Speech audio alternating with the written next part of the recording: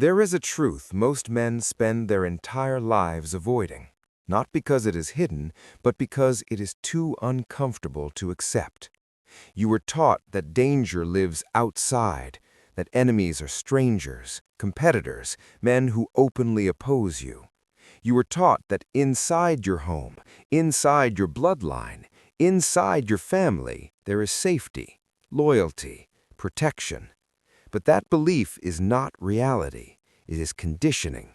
And the moment you begin to see clearly, you realize something that changes everything. The most dangerous enemies are not the ones who stand against you. They are the ones who stand closest to you, watching you, understanding you, learning you, while you remain completely unguarded. Niccolò Machiavelli understood a principle that most men never fully grasp. The greatest threat is not force, it is access. Because access removes resistance, it lowers awareness, it creates familiarity, and familiarity blinds you to patterns you would immediately recognize in a stranger. A man you just met could never ask you the questions your family asks you. He could never gain the information your family casually receives. He could never study your behavior in the way those closest to you do over years. And yet, you guard yourself more around strangers than you do around those who know you best. That is not strength, that is exposure. Most men confuse emotional closeness with alignment. They believe that because someone has been around them for years, that person must want to see them succeed. They believe shared history creates shared intention. But history does not remove human nature. It does not eliminate envy, insecurity, competition, or self-interest. In fact, it amplifies it. Because when someone has watched you from the beginning, your growth becomes a mirror. And that mirror does not always inspire. Sometimes it exposes. It reminds them of what they did not become. It highlights the distance between where they are and where you are going. And not everyone can handle that distance without resentment. This is where most men make their first mistake. They assume that love cancels out competition, but it does not. It only disguises it. Because competition inside a family does not look like open rivalry. It looks like subtle comparison. It looks like quiet discomfort when you succeed. It looks like support that feels slightly forced. It looks like jokes that carry something underneath them. And you ignore it. You dismiss it. You tell yourself it is nothing, because you do not want to believe that someone close to you could feel threatened by your growth. But the moment you ignore that feeling, you begin to participate in your own blindness. There is something far more dangerous than open hostility. It is concealed intention. When someone opposes you openly, you adjust, you become alert, you protect yourself. But when someone smiles at you, supports you on the surface, and quietly studies you underneath, your guard remains down. And that is where real damage happens, not through attack, but through understanding. Because once someone understands your emotional structure, your reactions, your patterns, they no longer need to confront you. They can influence you without resistance. They can position themselves around you in ways you won't even recognize. And here is where it becomes even more uncomfortable. The deeper the relationship, the more precise the understanding. A stranger might guess your weaknesses. Family members know them. They know what makes you insecure. They know what you are sensitive about. They know your past mistakes, your fears, your moments of doubt. And that knowledge is power. Not always used immediately, not always used consciously, but always present.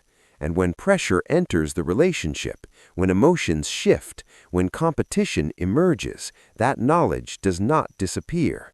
It becomes available. The first type you must understand is the one that feels the most familiar, the one you are most likely to defend even when the evidence is clear, the envious one. Not openly jealous, not aggressively competitive, but quietly unsettled by your progress. This person does not celebrate your growth the way you expect them to. They tolerate it, they acknowledge it, but something in their energy shifts when you begin to move forward. Conversations change, their tone becomes slightly different. There is a subtle resistance that is difficult to explain, but impossible to ignore once you see it clearly. At first, it appears harmless, small comments that seem like jokes, observations that sound like concern, comparisons that are disguised as conversation. You've changed. Don't forget where you came from. You got lucky.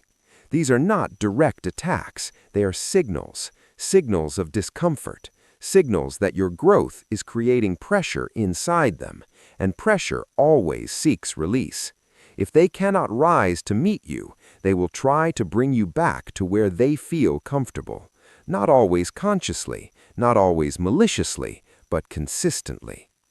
This is where Machiavelli's understanding of human nature becomes brutally accurate.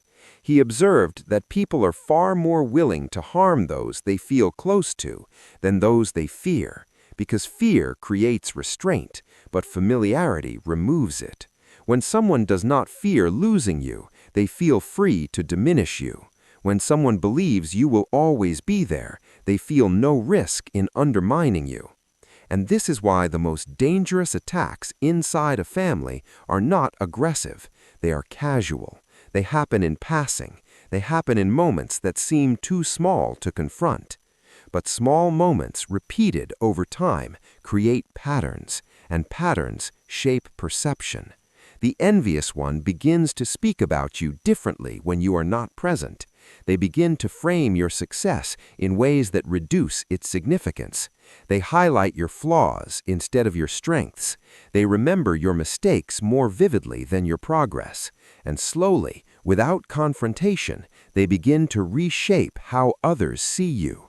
Not by lying, but by selecting which version of you to present. And the most dangerous part is this: you allow it. Not because you are weak, but because you are conditioned to trust them. You continue sharing information. You continue opening up. You continue giving access to your thoughts, your plans, your struggles, and every piece of information becomes material. Material that can be used to understand you more deeply. Material that can be used to position you. And the more you reveal, the more precise that understanding becomes. There is a moment every man reaches, whether he recognizes it or not, where he must make a decision. Continue operating under the illusion that proximity equals loyalty, or begin to observe reality without emotional bias. And that shift is difficult, because it requires you to see people not as who you want them to be, but as who they consistently show themselves to be. It requires you to detach from the idea that shared blood guarantees shared intention. And once you make that shift, everything begins to look different. You start to notice patterns you ignored before. You start to recognize behaviors that didn't make sense at the time. You begin to see that what you thought was harmless was actually consistent, and consistency reveals truth. Not what someone says, not what they claim, but what they repeatedly do when given the opportunity. And once you see that clearly, you can no longer pretend. And this is only the beginning. The second figure is more difficult to confront because it does not appear as opposition. It appears as authority. It appears as care. It appears as guidance that has been present since the beginning of your life. This is the one whose voice shaped your decisions before you even understood what decision-making was. The one whose approval felt like survival and whose disappointment felt like loss. And because of that history, because of that emotional imprint, you do not see them clearly. You see them through memory, through obligation, through the identity you were given long before you developed your own. But beneath that layer, there is a dynamic that very few men are willing to question: the entitled authority. The one who does not just influence you, but expects to define you. This person does not always control you through force. They control you through expectation, through subtle pressure that feels like responsibility. through statements that sound like care but function as boundaries you never agreed to. They guide, they advise, they correct, but over time you begin to notice something uncomfortable. Your decisions are not truly yours. Your direction feels shaped. Your independence feels negotiated rather than owned. And when you move away from that influence, when you choose something that does not align with their expectations, the response is not neutral. It carries weight. It carries emotion. It carries consequences that feel designed to pull you back. Niccolò Machiavelli understood that control is most effective when it is internalized. When a man begins to regulate himself based on the expectations of another, the control no longer needs to be enforced. It becomes automatic. And this is what makes the entitled authority so powerful. They do not need to stop you directly. They only need to shape what you believe you should do. They embed themselves into your decision-making process. They become the voice you hear when you hesitate, the standard you measure yourself against, the reason you question your own instincts. At first, it feels like loyalty, it feels like respect, it feels like honoring the people who raised you, who supported you, who were there when you had nothing. And that is what makes this dynamic so difficult to break, because the control is not presented as control, it is presented as love, as sacrifice, as everything they have done for you. And when that narrative is used, your resistance feels like betrayal, your independence feels like rejection, your growth feels like something you must justify rather than something you are entitled to pursue. But here is the truth most men avoid. Love that requires control is not protection, it is positioning. It places you in a role where your value is tied to compliance, where your identity is shaped by expectation, where your future is influenced by someone else's comfort rather than your own purpose. And the longer you operate within that structure, the more difficult it becomes to recognize that you are not being guided, you are being managed. The shift begins when you stop reacting emotionally to that pressure, when you stop explaining yourself endlessly, when you stop seeking approval for decisions that are already yours to make.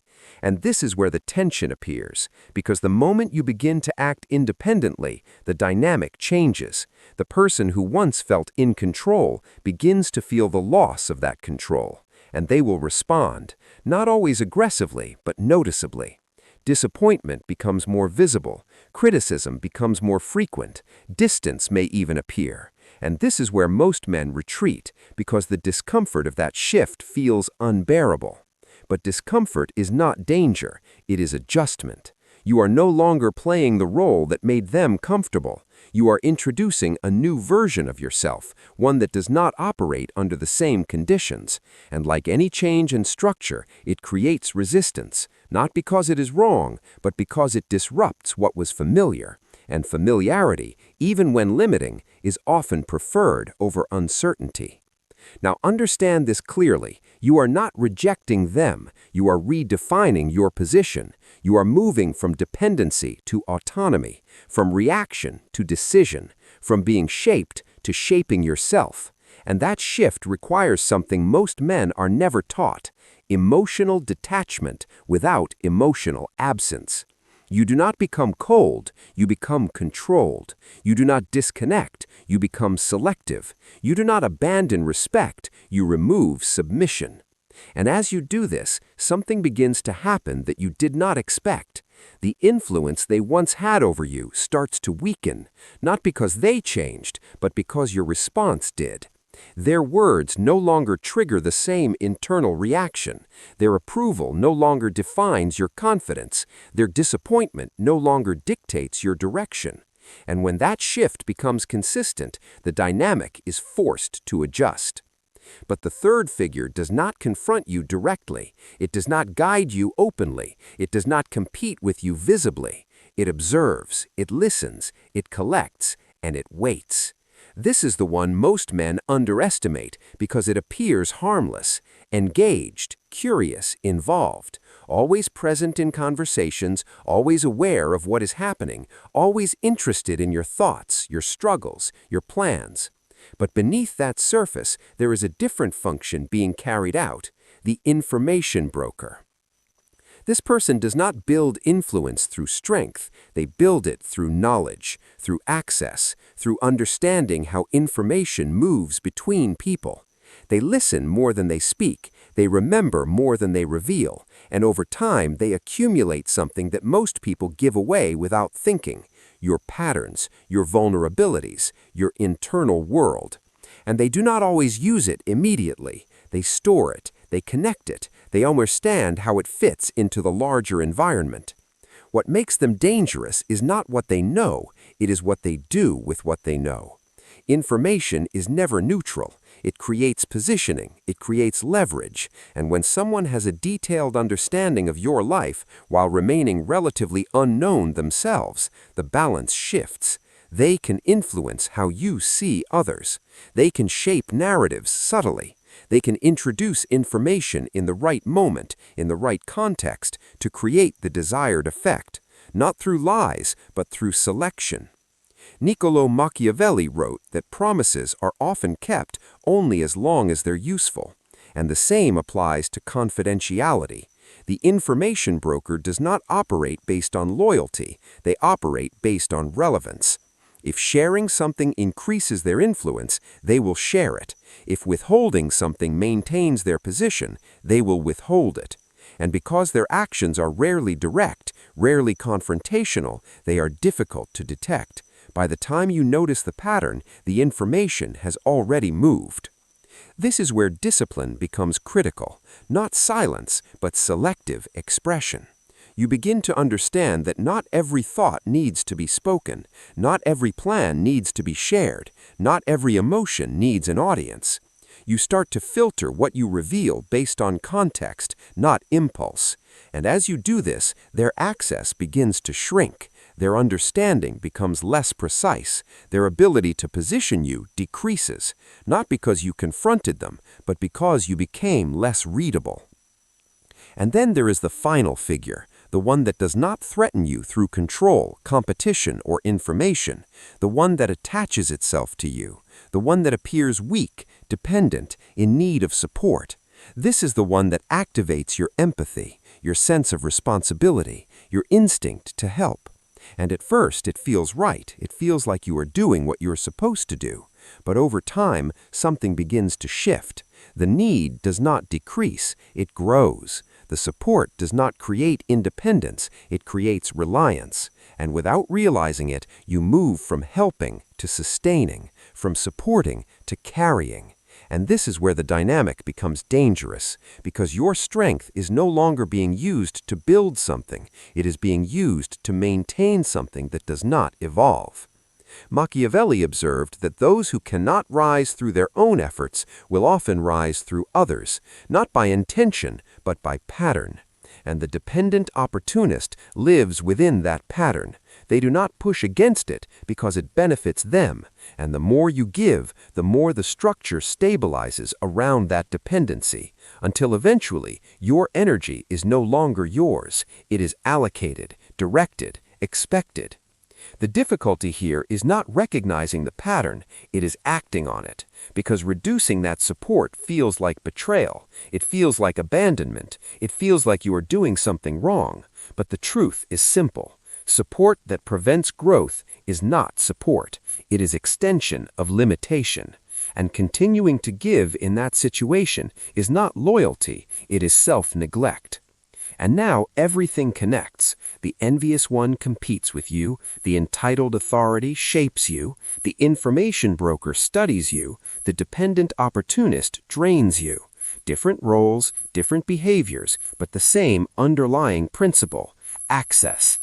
Each one operates because they have proximity, because they are close enough to observe you without resistance, close enough to influence you without detection, close enough to affect you without immediate consequence. And this is the realization that changes everything. Not everyone close to you is aligned with you. Not everyone who knows you supports you. Not everyone who is part of your life should have access to your internal world. And accepting that does not make you cold, it makes you accurate. Because the greatest mistake is not trusting the wrong people, it is refusing to